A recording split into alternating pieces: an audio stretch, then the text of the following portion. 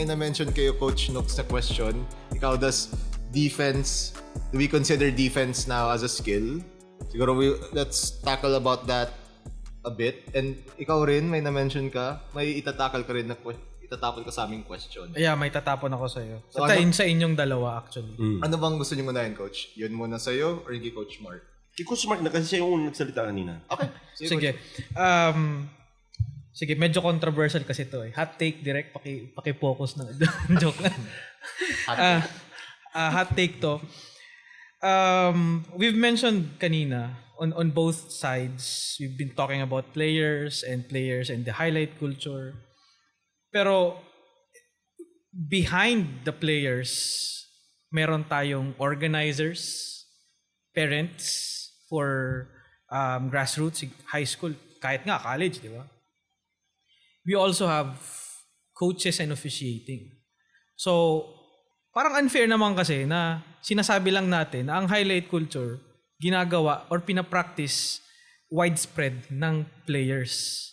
Do you agree, as my hot take, na kahit yung mga nabanggit ko, organizers, parents, officiating, and most especially, coaches, ay nagpa-practice din ng highlight culture? Can you cite examples? Halimbawa, di ba? Pagtalo, di nagpo-post. Pag panalo, pinopost. Ay, oo. May mga marami yan. Marami ako nakikita ganyan. Nagko-quote sa Facebook, di ba? Tapos ilalagay yung picture, pero misquoting naman. Kahit basta makalagay lang ng something na parang, di ba, maganda pakinggan, di ba? Pero kahit mini-misquote na, yung iba nagiging mga nagiging mga catechesis na din yung iba, 'di ba? Yung lalagay ng Bible verse tapos, 'di ba? So, that in a way, I would say, di ko alam sa inyong dalawa. That is in a way highlight culture. So, officiating ganun din, 'di ba? I have experienced personally na meron ding ibang mga nag-officiate ng laro na parang pag nadidihado yung again, okay? Wala akong ini-insinuate dito, pero merong mga official, so may nag-officiate ng laro, na pag nadidihado yung tawag nila kasi maraming comments ang audience. Again, not all the audience are well-versed in the game of officiating the game. Okay? Hindi nila kasalanan yun. Okay? And syempre, may mga masasabi yan na hindi din nila alam. Pero, nagiging highlight culture siya sa officiating kasi ano yung criticism, pag criticize siya, ano yung isasagot ng dapat yung isasagot ng referees. Di ba? For example. So, yan din yung tanong ko sa inyo. Is it, first, hindi lang ba players yung nagpo-practice ng highlight culture? Do you agree with that? Kasi meron tayong ganyan. And secondly, naka-experience na ba kayo ng mga ganito? Or do you agree na sa mga examples na binigay ko? So, yan yung... Coach Gab muna sasagot. Napagod ako yung kanina sa yan yung list kung ano. Sige. Peace. Yung muna nasabi ko. Yun muna. Advance na. I-advance ko na peace sa mga masasabi ko. For the players' sake, yes, damay talaga yung mga players. For sure. Siguro, I'll take a step back muna about dun sa topic.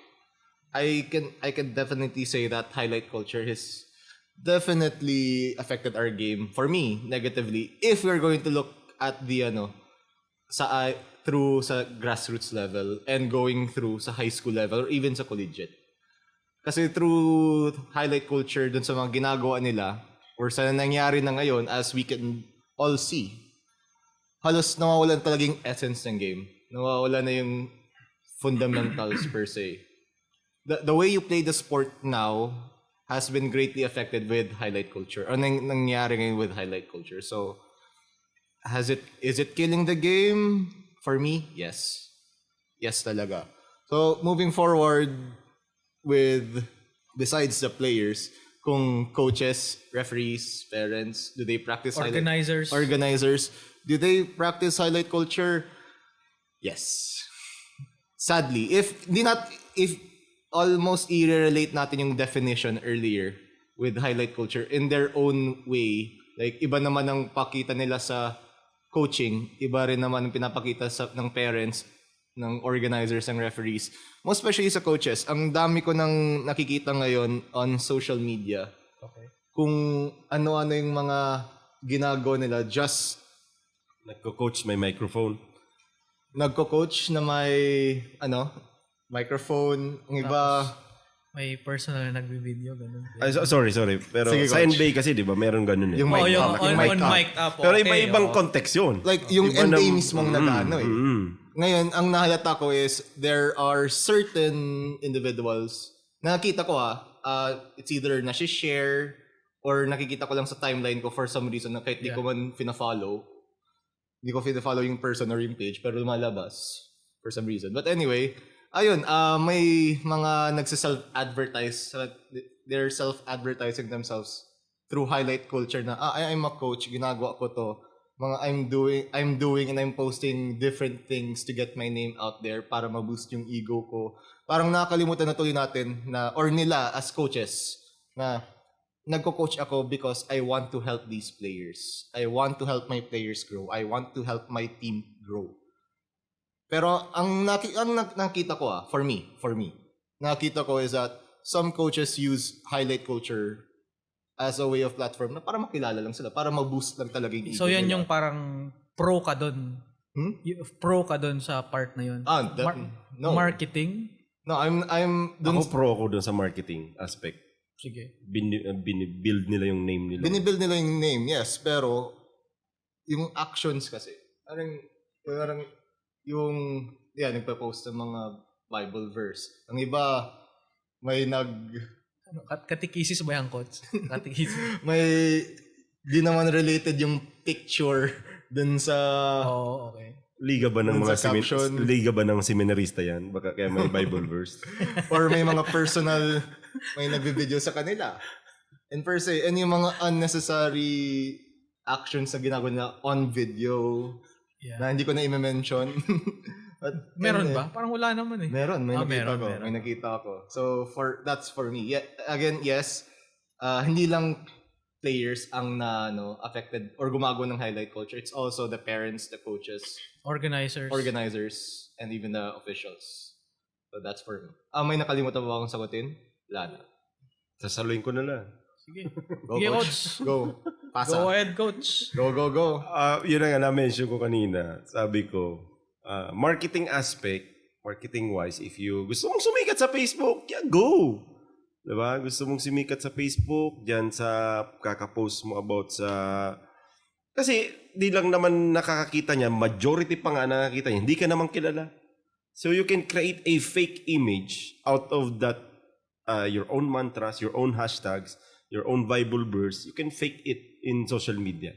But you cannot fake it on the person na nakakalaban mo sa basketball game mismo, within your vicinity. Yun yung hindi mo mapi-fake. Pero sa marketing aspect, kasi ako, social media manager and creative director, and I know how the algorithm of the social media is working, malaking advantage yun.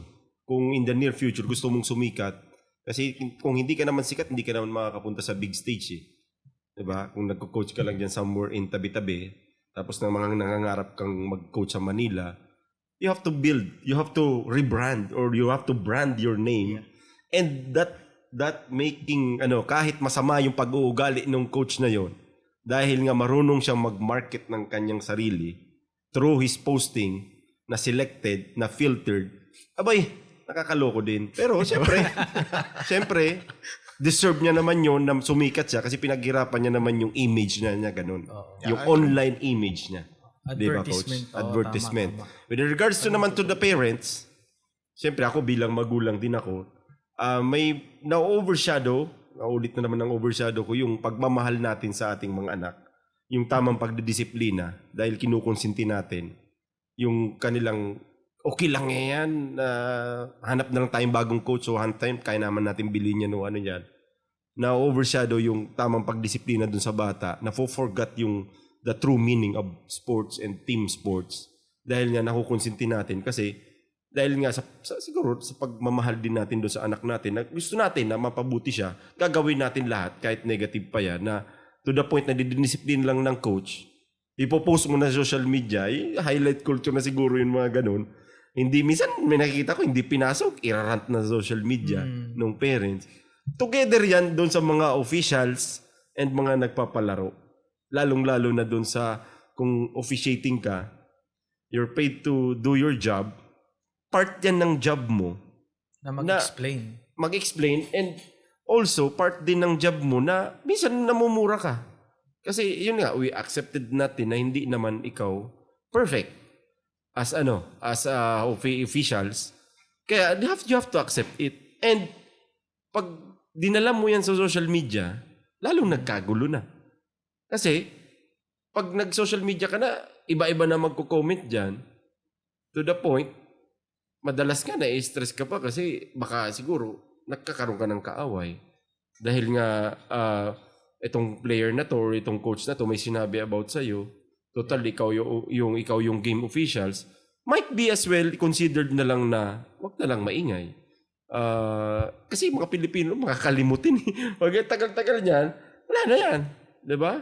Kaysa naman sa may ayan na naman yung magre-referee ng ganito ganyan. Nakakita ka ba ng nagre-referee na ito na naman itong player na to na hindi, yung player maglalaro pa din yan kahit anong gawin mo kasi nag-entry sila dyan eh. Totoo. Hindi mo naman pwedeng sabihin yung organizer, sir, may sinabi yan sa akin nung nakarang liga eh. Pwede bang hindi mo yung palaruin? Imposible naman yan. Diba? So, para sa akin, iba naman kasi landscape ng pro and the UAP. It's more organized. Pero in the grassroots level, ganun yung nangyayari. And nakaka-degrade and nakaka-apekto po yun sa ating mga bata sa mga ganung level. Yeah. So, ayan. Regarding naman doon sa mga coach, kanina sinabi ko nga, sige lang, kung gusto mong ibenta, i-branding ang sarili mo na ganyan, anindigan mo na, maging consistent ka, aralin mo pa. Kung mayabang ka, sige, magyabang ka pa kung anong gusto mo. Pero hindi mo maluloko yung mga tao na within your vicinity, within the Pero kung gusto mo, kasi social media, ganun naman eh. Kung kami nga nagde-design ng produkto, bayad kami to design that, kapapagandahin namin yan kasi gusto naming ibenta. Parang ganun din yan sa coaching na kung gusto mong maging mabango ka sa social media, gawin mo din yun. Diba? It goes a long way. So, depende na lang yan sa nakakaintindi and yung nakaka-experience talaga on hand, physically. Okay, Coach Gab, may ano ka? Wala. Halos nasabi na nga ni Coach Nuki. Yung isa na lang, yung sa akin naman, yung I want your take dito, na can defense or playing defense could be considered a skill set the way we practice, di ba, Coach? O, extra work mo to, itong pivot ni Jokic, di ba? Yung mga step through, mga jump stop, o extra work mo to. O, extra work mo yung mechanics ng jump shot ni Curry. Ganun na din ba tayo ngayon sa pag nagpi-play defense kasi na-forgot na yun na parang namamatay ng aspect yan na na laro ngayon ng basketball. Ganun na din ba ang defense ba should be considered As a skill. as a skill set na kapag pipili tayo ng player ba, jackpot na may two-way, di ba? Jackpot na two-way player yan. Pero ang hirap na sa panahon ngayon, lalo pa sa collegiate at sa grassroots, lalo pa kung may problema yung bata outside the court, like may problema sa pera, may problema sa parents, broken family, may problema sa jowa. Minsan, naghang yung utak. Kung hindi disiplinado sa ginagawa nila dun sa extra work nila sa defense and offense, sasabog talaga, apektado yung team. Pero balikan ko yon, yung sa skill set nga, should defense be considered now A skill as set. skill set compared before na, I mean, before the players are not so athletic right now. Pero yun na nga ang sinasabi ko. Kung mas athletic nga ngayon, they can move better than compared nung 90s, di ba? And early 2000s, di ba? So yun, coaches, I need your opinion. Okay. So, before ko ipasa sa'yo, Coach Mark, yung question ni Coach Nuki, to anyone who is watching and listening to this episode right now, we would love to hear your answers. Kung ano ba does Opinion ninyo. we would like to hear your opinion. You can comment on this. You can leave a comment, leave a message. Kung ano ba talaga should we consider defense as a skill set right now in today's game? So yan, okay, Coach Mark. Sige, I'll answer it in two ways. First, as an individual, and second, playing defense as an individual, and secondly, playing defense as a team.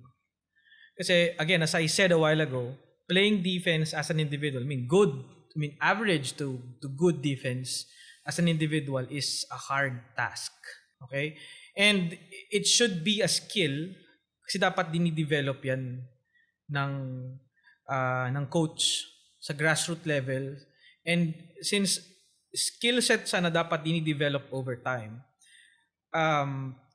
it's easier to learn how to shoot the ball, teach the mechanics of how to shoot the ball, than to actually play defense. Kasi pag naglaro ka ng defense, may footwork ka na, nandun yung mental fortitude mo to follow the offense, and you also have to read how the offense work. So kailangan mo ng effort, mental fortitude, conditioning, as well as the other aspects of the game. Diba? Yan yung isa doon. Also, on the side, ang na-experience ko kasi, kahit yung mga relatives ko before when I was playing basketball in my younger years, ang palaging tinatanong ng mga relatives mo is, naglaro kayo, nakascore ka ba? No, pero I got 10 rebounds and 5 steals in that game. 10 rebounds, 5 steals, tapos, siyempre, di naman tayo matangkad. That reinforces on the side, diba? That reinforces this negative aspect to actually play defense and do the blue collar things. Kasi kaya nga nagiging romanticized yung paglaro ng defense. As I said a while ago, my first premise in playing the game basketball, the game basketball should be played both on offense and defense. Di dapat natin naro-romanticize yung laro na since konti na lang yung naglalaro ng defense, parang parang unicorn sila na pag may nakita kang player na magaling magdepensa, parang amazed ka na. Wow, hustle player, galing nito, di ba? For the first time. Workhorse, yun yung mga ayos ginagamit. Workhorse, hustle player, dives for the ball, di ba? Parang si Cinderella yung itsura ng defense. Where in fact, dapat hindi. Players should be taught individually how to play good defense. Kaya nga sa tingin ko, dun yung I remember there was parang a post in Facebook, an article perhaps that highlighted Coach Juno Soler, I remember, and other coaches na sinabi nila that dapat ang ituro daw we should ban yung no zone defense. Zone defense. So, iano ko lang just to defend that. I think what they want to do is actually, kasi pag di ka marunong mag-play ng good individual defense, di ka din magiging good sa zone. The zone, kaya nga, iniisip ng iba ngayon na ang zone defense, pangit, di ba? Lalo na ngayon, coach, uso na yung match-up zone, floating zone. Yung man zone. Man zone. So, yung premise kasi doon is not that they are demonizing zone defense. Kaya lang, ang pinaka-premise doon is kung hindi ka marunong mag-play ng good individual defense, man-to-man defense, di ka din magiging good zone defender. And in the zone, you have to remember that zone defenses works like a net. I think it's a net. Kasi pag kinonect mo lahat, it forms an enclosed area, di ba? Tama. Okay. Much better. So, pag swinging yung bola, defenses would usually stretch, rotate to other places. Kung mahina ka mag-read ng defense kasi hindi ka nasanay ng man-to-man defense, most probably, yung zone na yan is just a veneer na pangtakot lang, di ba? Kasi ito yung, another controversial point. Okay? Let me remind people who are watching this that zone defenses are not only purely used to stop a high-octane offense or to slow down an offense. Okay? Tapos yung iba naman sasabihin, paano i-bust ang zone? Mag-load ka, 'di ba? Yan yung come on. You can run a lot of offenses kahit nga mga plays na man-to-man talaga ang design. You can run that on the zone. Tapos pero ang point nang naman, ano bang pinaka-weakness ng zone? If the team shoots well, 'di ba? If the team shoots well, may isang maiiwan diyan kasi dahil sa rotation ng bola. That's how you do it. That's why, for me, growing up, mabuti na lang kasi I had the mentality to play defense because I was not really good enough. I was not really gifted in offense. Yung mga nag-jelly Ace, di ba? Yung mga scorer ng team. Meron tayong ganyan na, before, when I played, meron kaming main scorer. Tapos, since di ka scorer, pag nakuha mo yung bola, ibigay mo sa scorer mo, mag-screen ka. Di ba? That's how it's played before. Kasi may high success rate. Pero ngayon, since, again, sabi ko kanina, since di mo naman kailangan masyadong skill, kailangan mo lang is to play average to good defense, tapos may konting shooting ka, pwede ka nang makapasok sa team.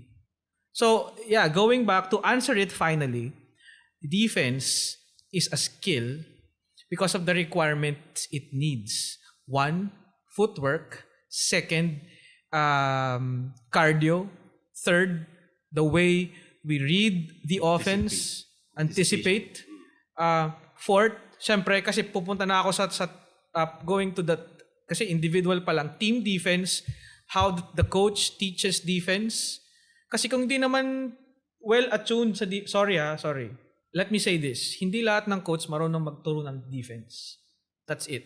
Kasi kung ang alam mo lang sa zone defense is to stop a high-octane offense, mag-aral ka pa. Or yung sasayang yung various...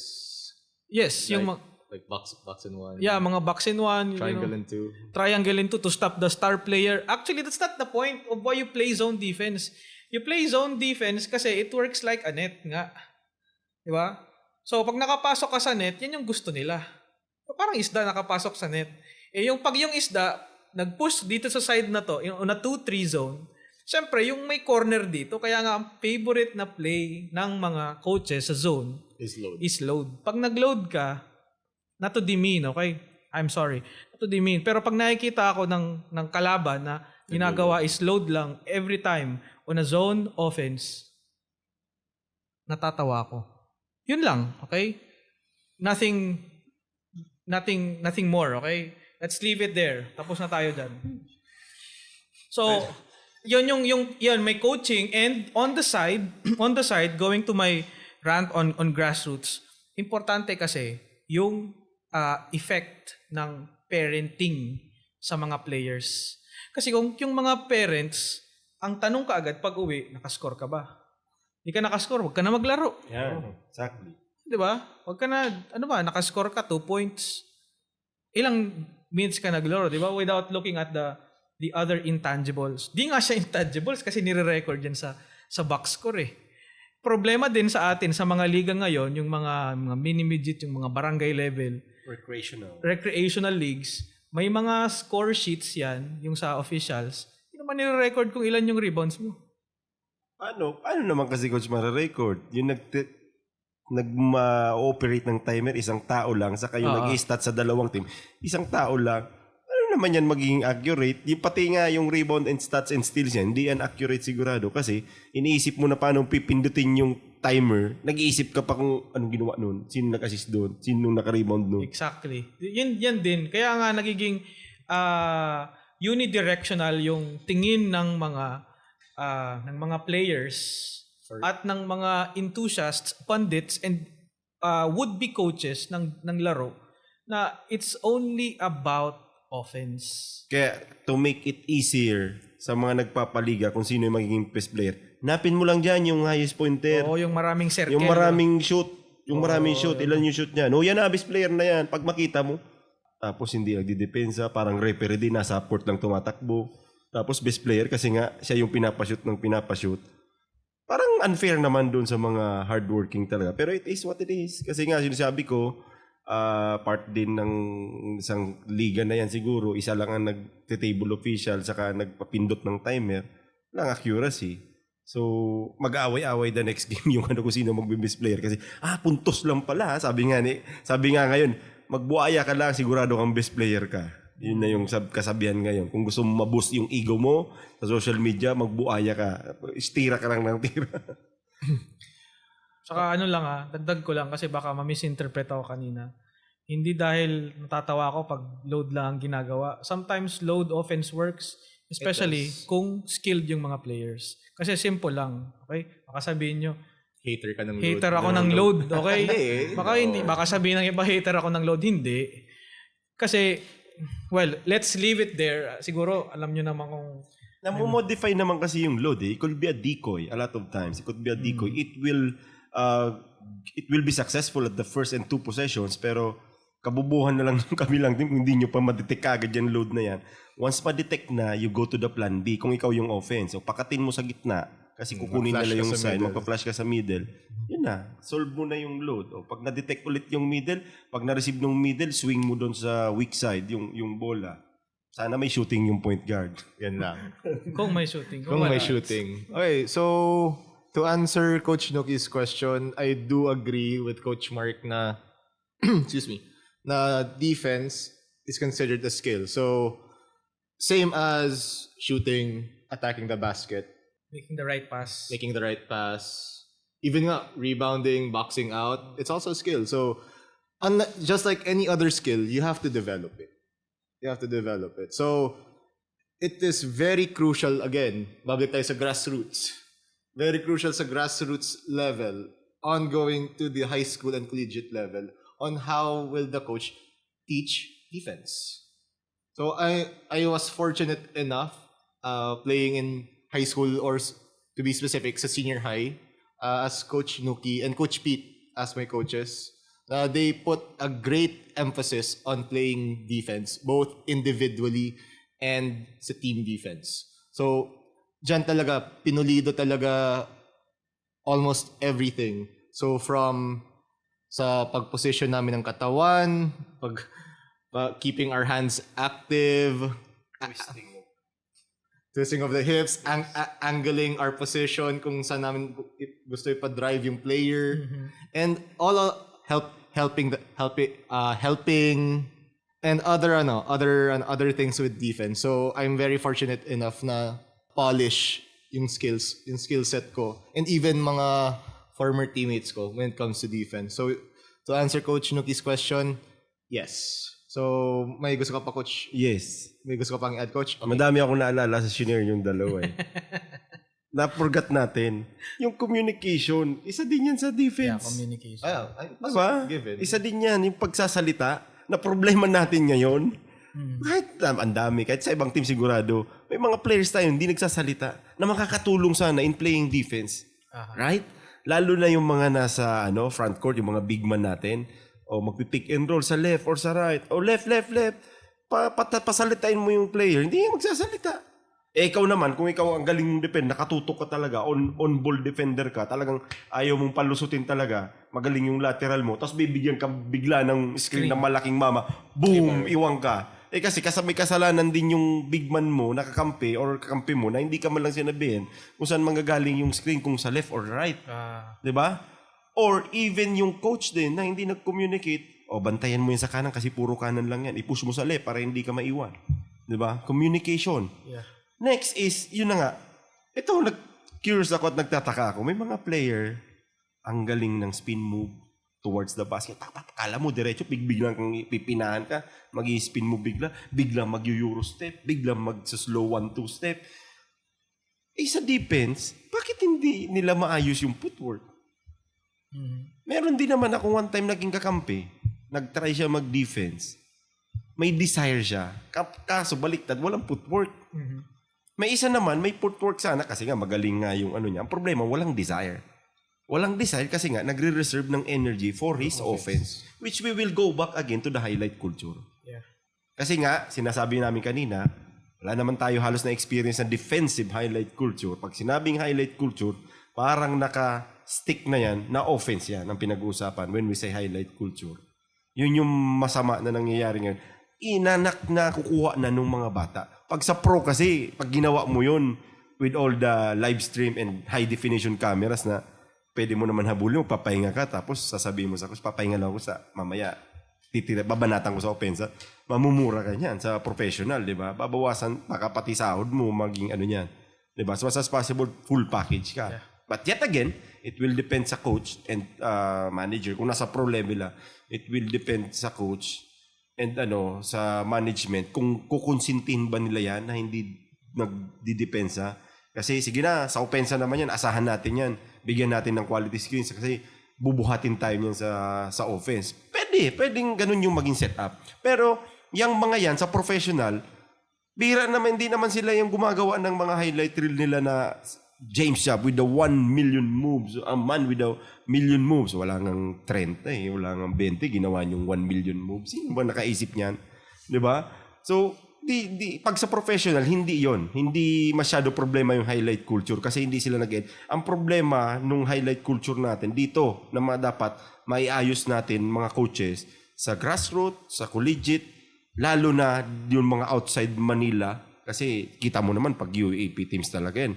May share nga akong video sa inyo yung team defense ng UP. Pag nag-switch pa lang, hirap ka na talagang lumusit Kasi mga established programs yan. Pero kung kayo, aspiring coach kayo, gusto nyo mag-develop ng bata na gusto nyo mapunta sa Manila, and probably ikaw na maging manager, mag-earn ka na din. Kasi kung ikaw yung manager ng bata, syempre ngayon, pera na din ang pinag-uusapan sa sports. Mag-earn ka din. Di pagalingin mo both ways. Fokusan mo, pwede bang siya maging 3-and-D kung mahina siya sa isolation, di 3-and-D siya, pagalingin mo masyado yung depensa.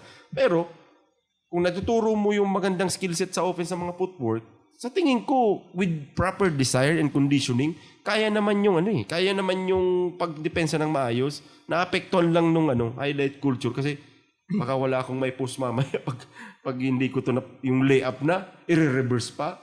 Naku naman, di ba? Mapapamura ka na lang kung ikaw yung coach pag gano'n yung nakikita mo Okay, I'm good.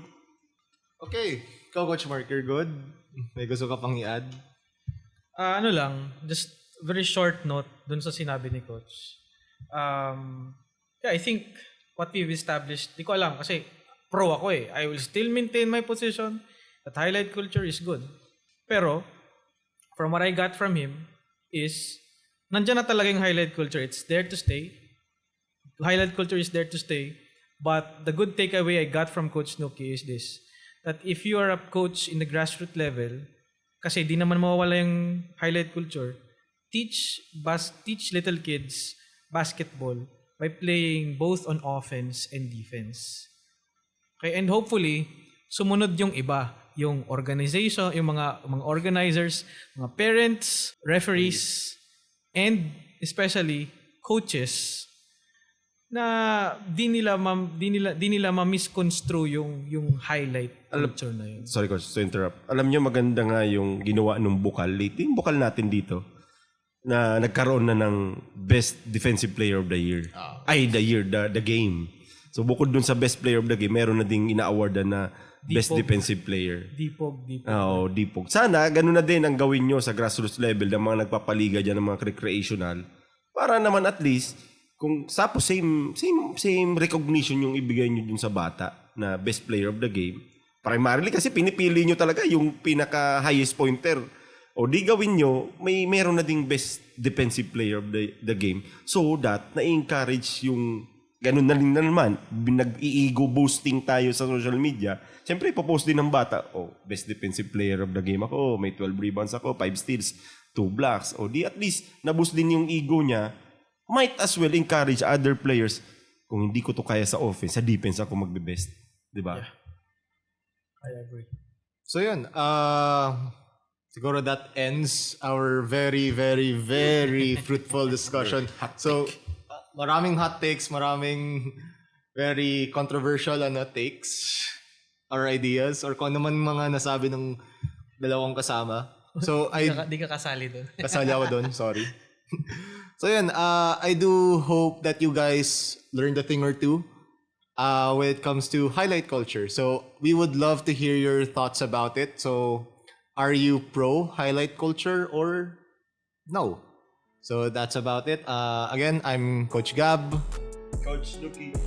Coach Mark. And see you soon. Peace out.